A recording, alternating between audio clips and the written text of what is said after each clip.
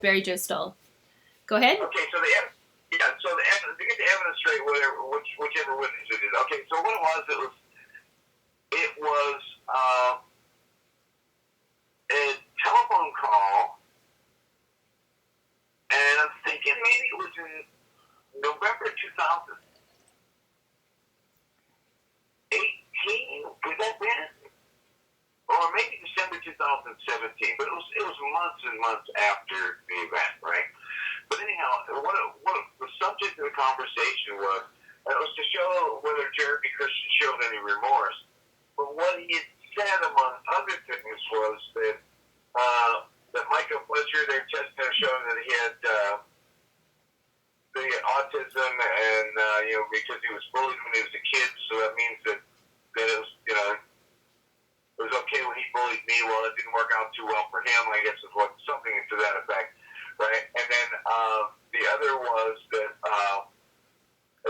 essentially that Tilly's aunt sent him to his death by saying that there was a hate crime going on and that he should film it.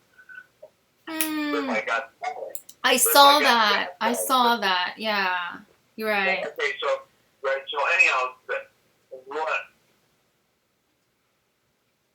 the use of force in the defense testimony said that bringing the camera up and filming Jeremy Christian in the manner and saying that he was going to be an internet sensation was. Oh, did Telly-sen say that? Was threatening. Oh, yeah.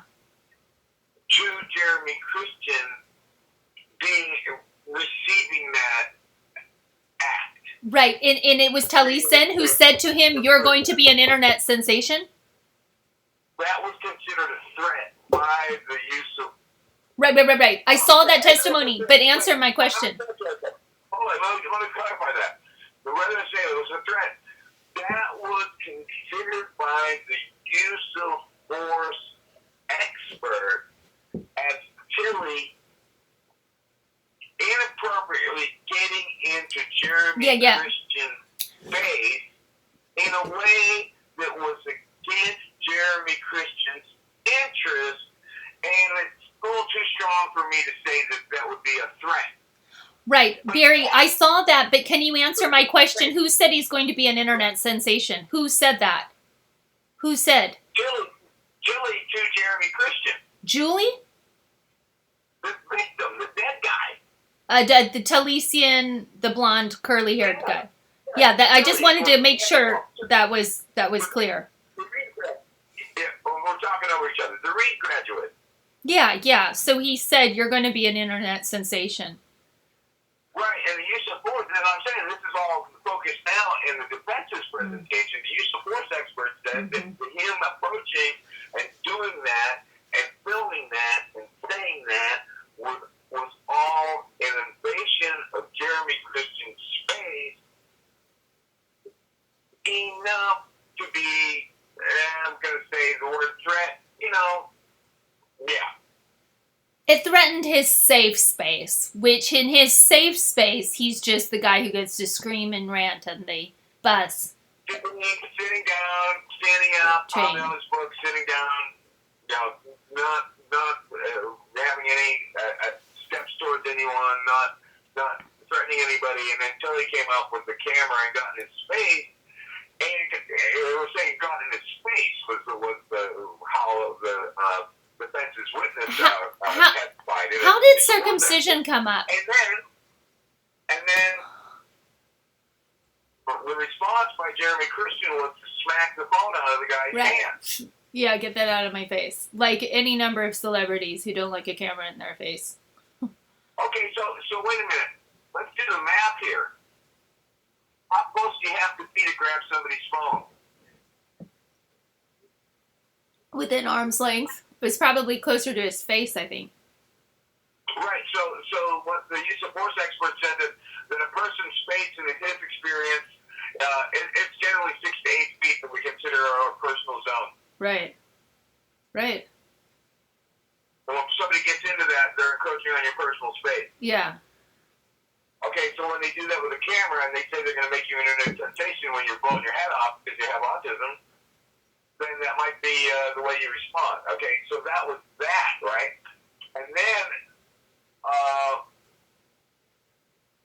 so that was that portrayal of that event, right? Mm-hmm. And then it was the response to what was going on when they were doing this do something, and that was considered what was called a schoolyard standoff. Right. I saw that guy. Yeah. Actually, or hit me again. What was that? Are you actually? I'm not gonna use force. I'm giving you a chance. Are you really going to follow up on what you're posturing about? And so that's what to do something, right? And when asked what that meant, at one point, the use of force expert said it was just talk. That's how he characterized that. He would characterize it as Jeremy Christian threatening Micah Fletcher when he said do something or hit me again. That was Jeremy Christian making a threat. Hey, Barry Joe Stull, can I interrupt? Yeah. Okay, so can you make out better than I can what got him started talking about circumcision on the train?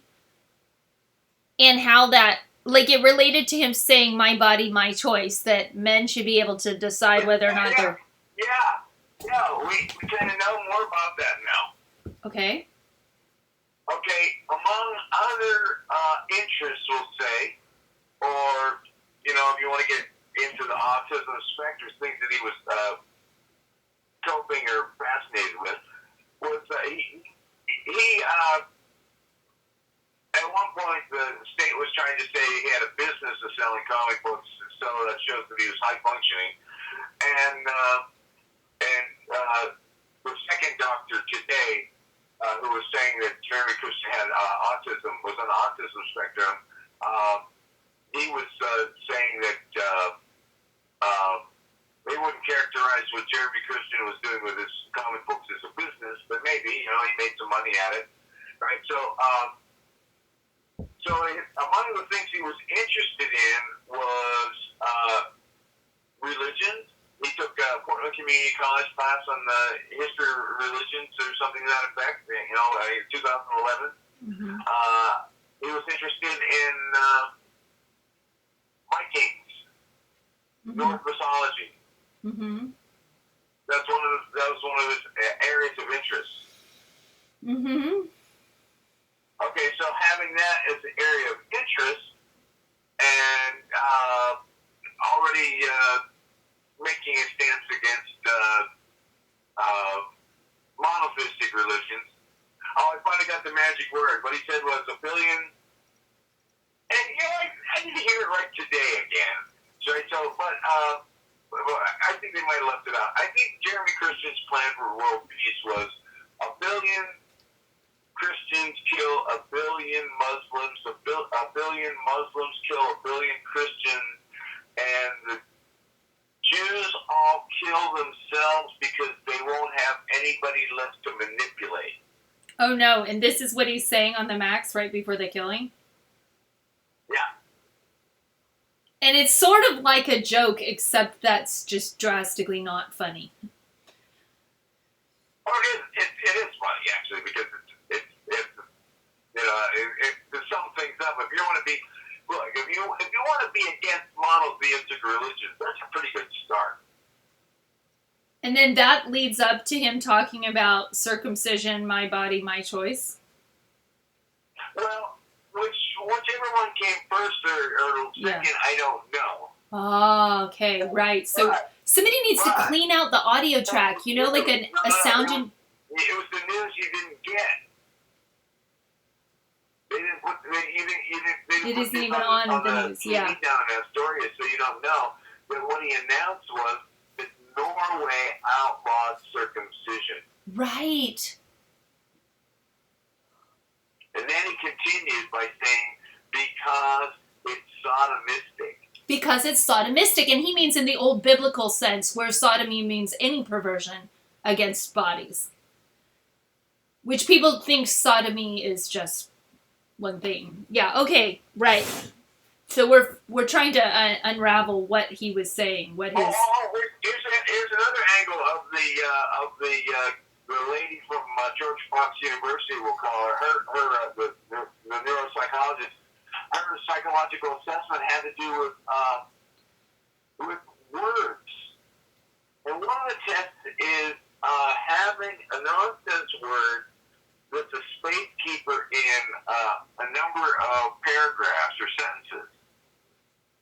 And it's how many, by reading the context, how many of these sentences do you have to go through before you get the answer of what the nonsense word really is?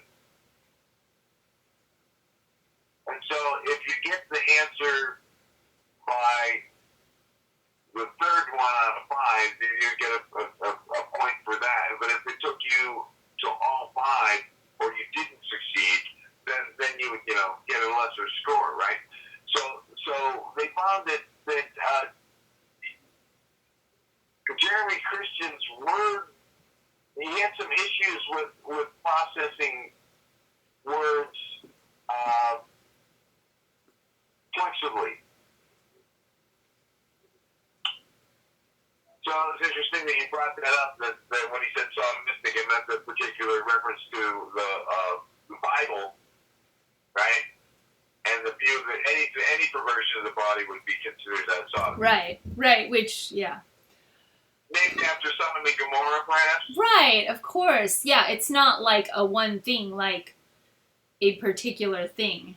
It's like anything other than heterosexual sex in a missionary position is sodomy. Anything, including. So that's how the circumcision.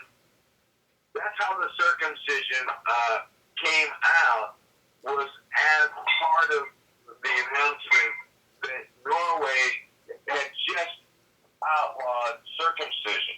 Right. And there's a sort of little known reality that in some conservative Judaic tradition, Orthodox, the circumcision also involves the drop of blood being suctioned off by the rabbi. And it has led to some diseases and like babies getting herpes or something. Yeah. It happens to you every time. You try to tell me something interesting and then you sit over your stove or something. I can't hear a word you say. Yeah, I am. Okay. I think it's called, but it has a special name. No, it's the rabbi and the what? Basically, suctioning the blood off of the newly, freshly circumcised infant's penis. It's been criticized, and it's still going. It's, I think, the ancient method of circumcision. Rabbi suction. I'm just Googling it to get the correct name. Something BP. Rabbi suction. Oh, God. This is just gross. But it's, oral suction circumcision. Where does it come from? Viewed Metzitza. It's a health measure. Brit Milah. Here it is, Brit Milah. So, for instance, for the anti-circumcision movement, which is like kind of like a subculture that I believe Jeremy to be in, I don't even think his lawyers are going to bring that up.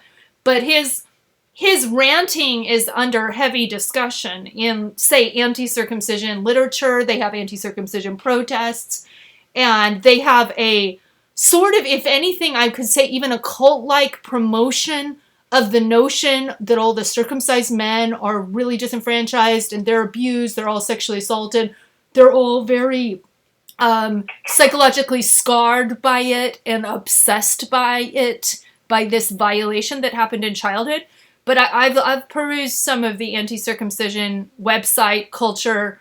They have like talk shows and video shows and stuff like that. But this particular thing is pretty gross, in my opinion. I would not personally go at a baby's genitals with a knife, ever, male or female. That's disgusting. Brit Milah is a Jewish religious male circumcision performed by a mohel, rabbit analgesic cream, translated as suction. It's one of the let's just not talk about. I don't want to talk about it. But yeah. Wait. Suction is like this. I know, I'm crushing your little world, because I'm like such a Judeophile, and I'm not like in any way anti-Semitic, but I'm anti-circumcision. Section with a Hoover? What section with A rabbi's mouth. I know it sounds like a child sexual abuse, and I think that's where it's going to be viewed one day. It's going to be made illegal, and then it'll just go underground. foreskin and you suck the blood while you cut it? And the old rabbi does it, and if he has an STD, the baby gets it. So, or like an orally transmitted STD. It's occasionally passes a disease. It's very, I think it's somewhat rare. Yeah, it's discussed in, I don't know what adult circumcision has a modification for that. They don't, the Brit Milah will be done at the earliest date. Brit Milah is the covenant of circumcision. Oh, okay, so the particular thing that I'm discussing, it might be the Bapay word. I'm clicking on it. Yeah, so what is oral suction circumcision and where does it come from in Haaretz? Health officials have reached a tentative, yeah, here it is. Metzitza Bapay, or oral suction circumcisions. Tentative agreement with New York City's ultra-Orthodox community. So the health department was trying to break down on it because it is sort of a rare fringe thing. Like the Orthodox are like Amish for Jewish. They're like in the 1850s permanently. No offense, I love them, but they're cute. But sometimes, I mean, like they're post-Orthodox women coming out who are basically put in forced and arranged marriages, and things are not rosy necessarily. There's even gay people in Orthodox who get in lavender marriages. I watched a documentary about that in Israel. Wait, what? Gay people. What did you say about marriages? When a lesbian and a gay male get married, what do you call that? A lavender marriage. Oh, I thought that was just a marriage of convenience. Well, yeah, lavender is the specific term. And when it happens within your ultra-conservative Orthodox church, isn't it even more unusual? But they interviewed in Israel a rabbi who specialized in marrying homosexuals into fake marriages, just so they can fit along better with their Orthodox religion. Just get along better. Yeah. Yeah. Over your inheritance. Yeah. You don't want to blow your inheritance just because you're blowing your groove. So this, we first encounter the practice in the Mishnah, the first compendium of laws of Rabbinic Judaism. Circumcise, uncover, suck, and place a compress. It's probably just to do with the blood flow, or, oh, gross, though, please. Please, oh please. I mean, there's some people that think circumcision is like a, kind of like, you remember Freud and his penis envy? It's like menstruation envy. That men need to have some big coming of age moments surrounding blood. No, I had this long talk with my friend about that. Is Jewish. But she's, it's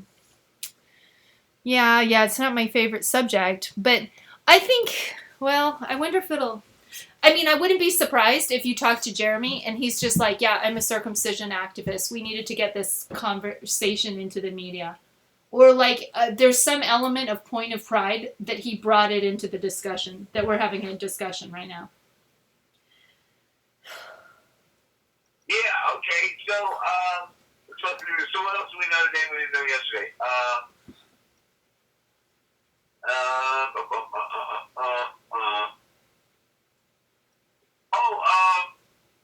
Apparently, according to Jeremy Christian's brother Jeff.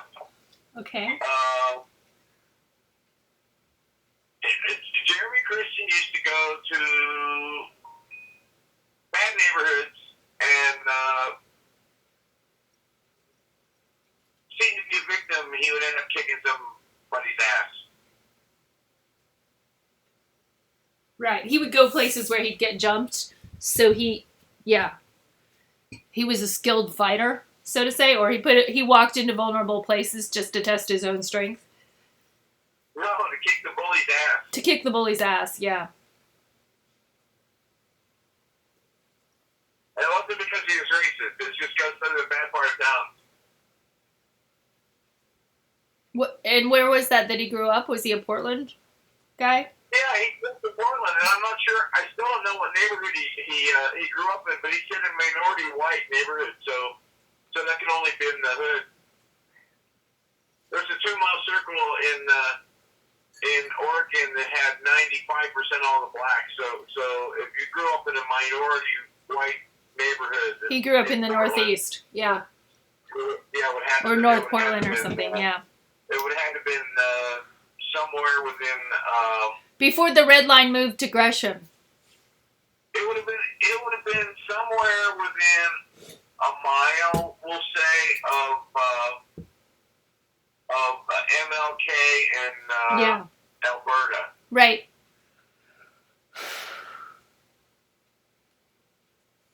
So that might go out to like the 20s or something. Yeah. I was baptized in Alberta. Right, out the Northeast. Once you get out the Northeast, like 21st, what they say, Black History Month. That's how they were characterizing it. From the river to 21st and. Well, I can't wait for the Portland media to cover something else. Honestly. Yeah.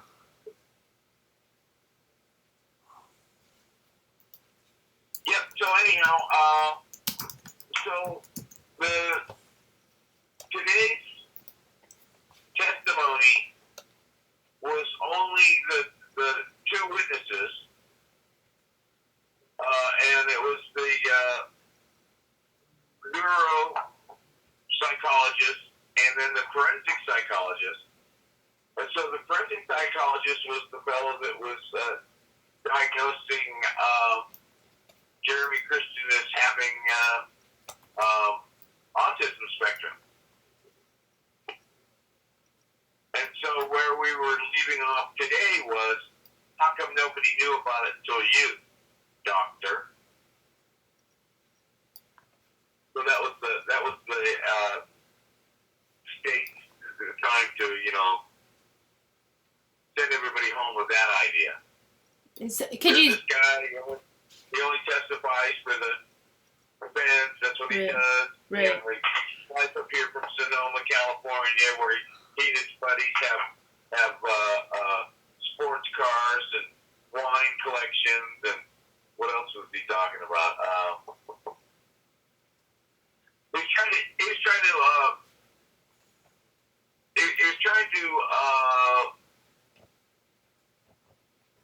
take any aspect of liking shiny, spinny objects, which is that's one of the things that some people with autism like shiny, spinny objects. So anyhow, one of the things that the state was trying to do was to say that this affinity to comic books that Jeremy Christian had was no different than anybody that the good doctors' buddies had. Like, the people that have sports cars, right? Or maybe, you're from Sonoma County, that's wine country, right? So people that talk about wine all the time, right? And he's trying to talk to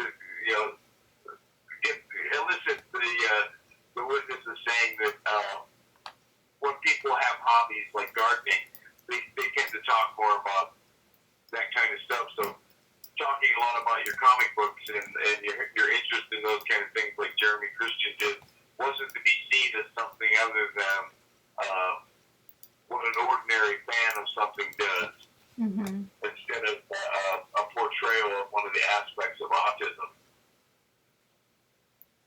There was focus on Jeremy Christian not wanting.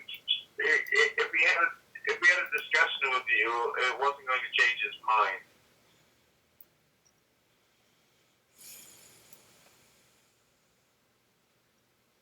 But that was part of the socialization. His mind is made up. Wow, this couple, I'm reading the obits in Astoria. The fella died 13 days after his lady died, and neither one of them were expected to die. Ooh, RV fire in Seaside, Saturday night. I missed that. Huh. Okay. Well, Barry, we've been going for like 3.5 hours. If you want to be released, that's longer than Morning Joe, I'm afraid. It's longer than Morning Joe. Morning Joe with Mika Brzezinski? Oh, I missed all that. Yeah, she's a Taurus. Her dude is an Aries. Yeah, 3 in the morning at no, is it 3 in the morning, MSNBC? Her dad was like a bigwig in foreign policy. He was a smarty. She's smart. I like her. She's got this like women's empowerment thing called Know Your Value, where she's kind of trying to help women bounce back and get in their career and be on force. And she's I don't know. I like her. You know who else I used to like was Victoria Nuland. Oh, hey, we're at 25 minutes. I don't know these people. Victoria Nuland was State Department, but she was career State Department. She was then, I think, lastly, or whatever, for Ukraine, something that they call that role, Eurasian. I think they called it Eurasian Affairs or something. But she's married to, I think, is it Donald Kagan?